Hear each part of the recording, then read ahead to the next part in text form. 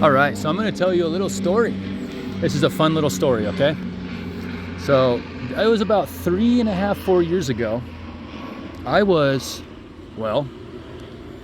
Somebody warned me of this woman to begin with, because she was on a game that I was playing, right? And I had women from all over the world that were attracted to me because I was the guy on the game that would break what the developers had developed. You know, a new update would happen. They put new events in the game, new products, new items to buy, and I always found a way to break it one way or another. Every 3 months they would do a major update, and I would just like completely sidestep what they were trying to do and find new ways to do things. And so, you know, that kind of ingenuity and thinking kind of brought around, you know, it creates kind of an attractive quality in an individual. They see intelligence, they see somebody that steps outside the box, that's independent. And so it's a lot of things that create success in somebody's life, right? Those are qualities that women are attracted to because I was funny too. They find those type of qualities, you know, of intelligence and independence very, very attractive. And so one of my friends, who was a leader of a guild, and I was also a leader of a guild at the time, but we were like allies, right? She was looking out for me. She had warned me in advance that this woman was trying to get with a married man on the game, and she actually ended up causing marital problems through the video game online. I don't even know how that happened, but that's quite a feat to be causing, you know, disruption in a marriage when you're playing with someone else on a video game. And so you know, I should have taken warning to that, because this woman proceeded to, I would say, love bomb me at the beginning. And you know, we were kind of like friends, and we talked, and you know, we started kind of like dating online, and it's like one of those things where, you know, she was getting more and more close to me, and I kind of took a step back. I said, look, let's take this slow, and I just want to kind of be friends with you. And she took that like I wasn't interested in her still, and she got really mad, and that's when the vindictive side came out on her. She didn't want to stay friends, right? She didn't want to go backwards, and because she felt like that was a step backwards. What she didn't realize was I wanted to get to know her better, because the longer you get to know someone, the better the relationship becomes. So that is something that you have to recognize, is that it's a failure when somebody does that. It is an abject failure when somebody runs away from a relationship like that. That means that they don't want to be your friend, and it's okay to be more than just a friend. But if you want a real long-lasting relationship, you want to be somebody's friend before you step into the next step, which is, you know, a meaningful relationship that is intimate. And so we were still dating online. It's not even like we'd ever met each other. We'd never kissed each other. We'd never hugged each other. And so I was just like kind of like this emotional toy to her at that point. And she had flipped around. The energy that she was receiving from me went from positive to negative, because all she wanted to do at that point was abuse me and derive energy from me in a negative way. Now, that much is obvious that she was a narcissist, right? She was obviously a covert narcissist, because she was a homewrecker to begin with. And then to top it off, what she was doing to me is that she started off being lovey and then turned into a freaking monster after that. And you could tell that she wanted to stay busy all the time because she had to go to a counselor. She was taking all these medications to help keep her under control. And it was funny because she started upping her dosage and she only got worse, right? And that was crazy, is because she was taking sedatives and it just made her worse. And hold on for a second. Winning all day long. So one of the things is that, you know, she had this, you know, she was trying to go to counseling and stuff like that, but it never was anything where she took responsibility for her own actions. She never was like, I did this and I did that. You could tell that she had so many skeletons in the closet, she never even wanted to face them. And so it was always like the counselor's fault, and she had to switch counselors and she had to find the right one. And she was kind of a mess, right? She was highly intelligent. She was very versatile. I mean, she was managing a business while, you know, like remodeling houses and handling her private work and stuff like that. And so, yeah, I don't really want to talk about the private work. I figured out what that was later on, and I went, ew. And so, you know, we'll put it that way. She had a private business, and that was, well, I'm sure that it made her lots of money. I'm pretty sure it put her at risk of acquiring acquiring things that you can't get rid of on your body. So we'll put it like that. You know, she was a very sweet person at first, and she just turned into a monster after I had stepped back. And that was kind of her fail. She didn't recognize, she was very, God, she is intelligent, right? I mean, she could have went to an Ivy League school for all that I know, but she was very quiet, and she was a covert narcissist, because as soon as I stepped back out of the relationship and said I wanted to be friends with her, she turned into a fucking monster. She was bad. She's really, really, really bad. And, you know, one of the things that I'll never forget is that she became within a couple hours driving distance, right? She became within a couple hours driving distance of me. I said, cool, let's go meet up, right? And she's like, sure. I'm like, sweet, I can't wait to see you. I'll make plans what time you want to go buzz out. We'll go get dinner or something like that, get lunch or whatever. And she's like, oh no, I meant like, sure, like, haha, yeah, right. And I went, what in the fuck's wrong with you? You know, like, oh, I get it now. So that's when I started studying narcissism. And it's kind of funny because this is the same person that I was talking to for years. And everything that I said that Biden was doing wrong, he did, right? Like I would say, okay, this is what we need to do with the country. All of a sudden, he would do the opposite crap, right? And so that's very obvious what was going on, is that, you know, I would speak what Biden shouldn't do, and then he would go and do it, basically. Say, this is the plan of what would be best for the country. He'd do the fucking opposite. And his track record was so bad. Like, I would have been a great president for those 4 years if the jackass had listened to me and done what I said. But no, he didn't. Anyways, this is the same woman that I had the track record of a couple years of talking to. Knowing that what I said had turned out to have been what Biden was doing the opposite of. Yeah, this is the conversation that I was talking about a while back. And so back to that, she said sure, and it being a vague comment with the intention of throwing me off, it being either way. She could plausible deniability say, oh, I meant the other thing, so no matter what you said was wrong. And so that was a power play, but it also was very, very common Darvo, right? That's a covert narcissist Darvo tactic, where they'll say a vague comment that can be taken either way, and then all of a sudden, no matter what direction you go, it's taken the wrong direction. And so that's a fun little strategy to watch out for. And you know, it's a plausible deniability strategy. It's a strategy. Anyways, oh man, yeah. So you can tell that narcissism is demonic, because I got attacked by a bunch of them all at once, and I started growing horns on the inside of my lower jaw. Set it on the front of my forehead. They started doing my lower jaw. I actually changed the way that my tongue sits in my mouth and the way that I speak over the course of the last couple years. And I was taking supplements, not more than I should, taking, you know, the right amount of supplements. And I stopped doing that, and I got away from the demons, and the bones stopped growing. But I got 2 little horns in my lower jaw next to where my tongue sits in my mouth. And, you know, that kind of tells you that narcissism is demonic, and there's a lot of witchcraft that goes on in that. And I'm pretty sure from what I've seen, she had a little shrine in her house. I saw a picture of a black and white candle, and I went, oh, I see what the fuck's going on here now. And she had her own methods in the way that she did things. And now that I look back on it, she had her own forms of what you would call casting spells and witchcraft and stuff like that. And, you know, her saying sure to me and enticing me to feel like we were going to finally meet up. I was going to get to actually shake hands with her, you know, introduce myself, was something I was looking forward to. And she just wanted to crush me at that point. She turned into a complete monster. She wanted to crush me. And see, there was nothing wrong with her in my eyes, the way that she was, until she flipped, right? And so that's a beautiful thing to be able to test that. Because if somebody's not your friend, and you go through that situation where you step back a step and they turn into a complete monster and they want to just destroy you, well, their ego's been hurt. But not only has their ego been hurt, they don't care about you. They lack the self-awareness and the capability to be able to care about you in all situations.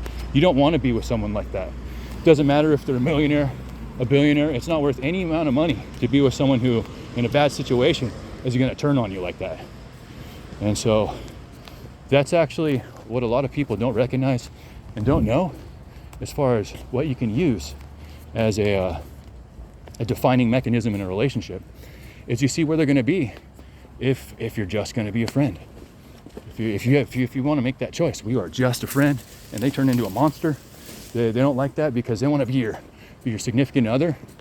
Instead of take the time to get to know you, you got a problem. That's somebody that is rushing a relationship, that's going to try and love bomb you, that's going to harm you along the way when things go wrong.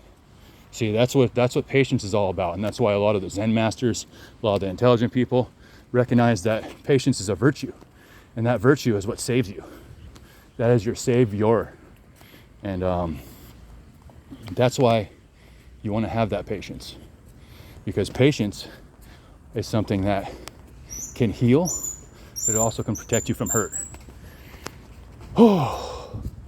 So yeah, that was a devastating moment for me, because it was like, I've been talking to someone for, I don't know, probably close to a year, just to have them tell me to F off. And I think about that up to this day, and they're like, oh, well, maybe you could go talk to her. Like, I've had people try and get me to talk back with her, people that I haven't talked to for like months, 6 months, will say, hey, why are you not talking back with her? What? It's like, why would I do that when she treated me so poorly at the end, right? I'm supposed to go back to someone who abused me? Forget that. That is a waste of my time. And so that's one of the things that you think about. And these are tactics that are used. Those are flying monkeys saying, why don't you come back to the person that abused you? And it's like, why don't you listen to the question you just asked? And I used to say this on my business website, right? I used to say, so this was like my motto, my quote for my company, Happy Transmissions. It was, the answer to the problem often lies in the question. And so it has multiple meanings, right? The answer to the problem is in the question, right? So when you ask the question, you usually can find the answer inside of the question.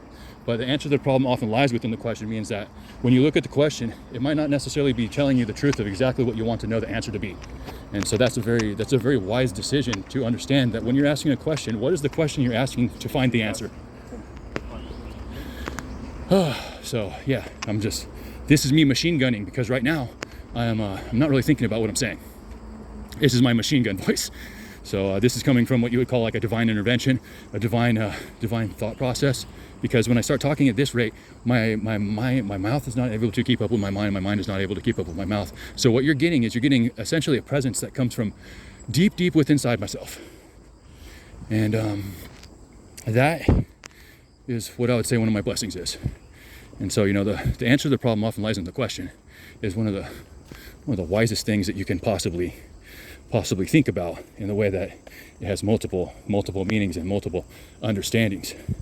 It makes you understand that you need to ask the right question to get the right answer. And so our last conversation that we had was word for word, sentence by sentence, was DARVO. It went DARVO. It was like deny, attack, reverse, victim, and offender. And I'm like, wow, okay, so it was try to target me and trigger me in a way to make it a point in order for her to flip it around and act like, oh, I didn't mean that. Why would you take it that way? And it's like, yeah, you know what you're doing. And so when you look at the conversation, which I still have and I keep, you can tell precisely what that was.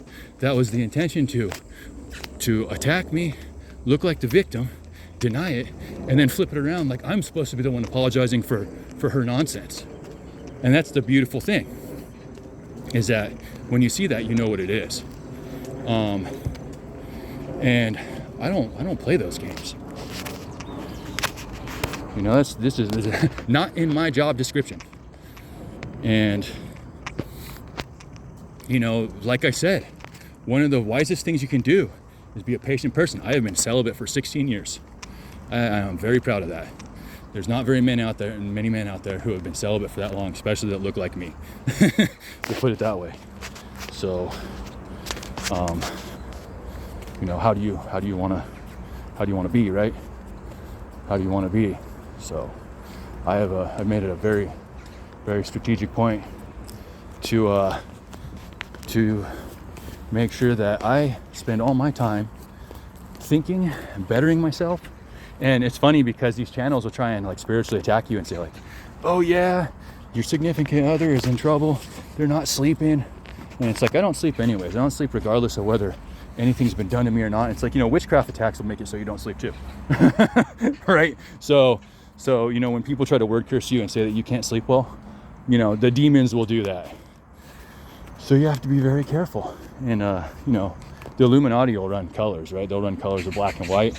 And so you got to stay away from the black ones, right? If you're not a demon, if you're not demonically possessed, stay away from the black ones, the black color tiles, because they'll fuck with you. They'll word curse you. They'll try to do all kinds of weird, stupid shit to you.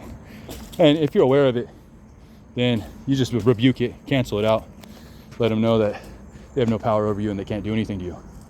But they will certainly try again and again. They will run into a brick wall as many times as they can until they bleed. And it's nonsense. They're trying to get me to join. They're like, we got a project for you. Will you join? And it's like, no, I know what you are. You're demonic.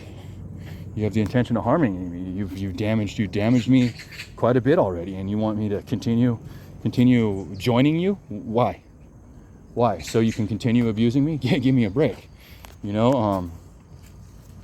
They do it to themselves. It's their own fault. There's no amount of money you could entice me to jump in and join an evil cult of people that harm other people. What we're seeing in these days, they're not the end days, but they're days that show what the end will be like in a lot of different ways, because it's not that evil's winning, but monetarily they're trying to gain the upper hand in the world through lying, cheating, and stealing. And you'll find that places like Canada, where prostitution is legal, there's no penny. They have to round up or round down. You don't know exactly what's going on. It's kind of upside down world. Prostitution is legal there, but you can't talk to your counselor about really what you're doing. You can't really, you can't really step outside of your situation and be honest and transparent about it, because it's something that it's legal, but you can't really solicit it and you can't really talk about it, right? So those are the kind of weirdness things that happen in places that where the devil likes to reside. And you'll find that some of the nicest places on the planet are where the devil resides. So here's an example. So you look at Sweden, right? Sweden actually has the oldest satanic Bible, the original one, in a museum in Stockholm. And so Sweden's a very nice place, right? Sweden's a very nice place. It's peaceful. There's nice people there. It also has, I think, a high suicide rate. So, kind of put two and two together, right? So a lot of the places that have the highest suicide rate are some of the places where the demons reside. And that's to get energy. It's one of those things. So the places that seem to be the nicest, that look the nicest and prettiest, but have statistics that say otherwise, tell you the truth. And that's one of the things that the devil likes to hide. My dad used to say, what was it? Putting lipstick on a pig changes nothing, right? Painting lipstick on a pig is still a pig. And when I was here, so this is kind of funny. When I was at that event and they were trying to screw with me, one kid walked by me and called me a pig, and it's like, I look at my belly and I'm not a pig. I'm not fat at all. I got a little bit of a gut on me, but not nearly as much. I'm not obese according to my height and my weight. I'm still within BMI range, and BMI is actually, well, it's kind of out of line, to be honest. Your body mass index is if I were 235 pounds for my height, 240 pounds or something like that, I would be overweight, and I'm not that weight. So I have to laugh about that, because this guy called me a pig, and I thought about the biblical story about how Jesus threw demons into pigs and threw them off a cliff. Like, I knew what the kid was trying to do. He was trying to word curse me into giving up on life. So I went, oh, that kid's smart. Like, he's very, very demonic in the process of what he was trying to do to my head. And that was a kid, right? So that was a well-trained demon kid. And so that was the same event where they tried to put an infant underneath me, trying to get me to stand up during the event. And I refused to do that because I knew, like, I saw that this woman was sitting in the aisle where everyone was walking right next to me, and put a kid underneath my seat. And I went, what in the fuck is this? So this is kind of like what happens when the demons attack you, and they want you back, right? And you know, that's one of the things. You have to stay away from those creatures because they're evil. They're evil, they're demonic, and they'll say, oh, I want it back, I want it back. And you know, that this woman that had treated me poorly in the last conversation we had was a Darvo attack. You know, whether she wants me back or not, the thing is that what are you going to do? Are you going to show up, talk to me, and prove to me that you've changed? Or is this going to be third person party triangulation like a narcissist does, right? Because then it's a big fucking lie, you know? So excuse my language, but you know, I could really care less whether you're a millionaire, a billionaire, you own countries. If you're one of the top 13 people, which you're not, one of the top 13 people of the Illuminati, part of the Council of 13, I wouldn't care about that. I mean, in reality, I've ascended past that. I have walked out of that. I have removed myself from that. And so, spiritually speaking, I don't want a person that's spiritually dead. I want someone who's going to be by my side, whether I'm a prince or a pauper. And that's hard to find in a world of materialistic pleasures where people only care about their status, their glory, and their fucking money. And money, I mean, it doesn't matter what country you come from, it almost all burns the same unless you're coming from Canada and it's polyurethane or plastic or whatever the fuck they use now. But it's all paper, it all burns the same. It's not even real money anymore. And because you can print it, you can make it. It's not something that's a tangible object that has a limited amount, a limited resource, right? And so limited resources are really what defines value in a product. And when I look at myself, I have spiritual gifts and I have abilities that I have not found in anyone else in the 41 years that I've lived. And I'm not bragging, I'm just kind of putting it out there. Like, I know what my value is. It took a long time because I had to subdue my subconscious and as well as my conscious by alternative means. And you know, just to put it out, you know, like, if someone wants back in my life, what are you willing to do to actually prove that you're worthy of that and not going to continue to abuse me like some narcissist on round 2? Because I am not playing that game. I try to be people's friends, right? I want to be someone's friend before I'm their lover, and that's why I've been celibate for 16 years, because everyone's in such a fast-paced motion nowadays. They don't want to stop the time. They don't want to stop and take the time to get to know somebody. And you know, that was one of the major failures we have of the technological age. And what it creates is a life in the fast lane, multiple partners, you know, illegitimate children, and it creates relationships that don't last for very long or have tons of turmoil.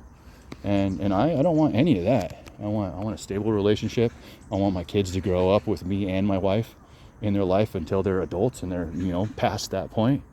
So, you know, I'm looking for a life partner that I could die with, not someone that I can be with and then discard at a convenient time.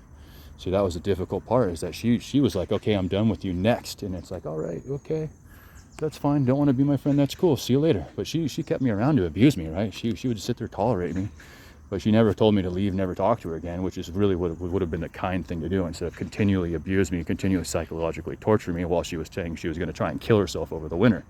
That was horrible. I had to stick around and make sure she didn't do it. So I sat there, talked her off the cliff for like 6 months. And then when the spring came around, I said, see you later. Anyways, I hope this helps. Have a good day. Bye.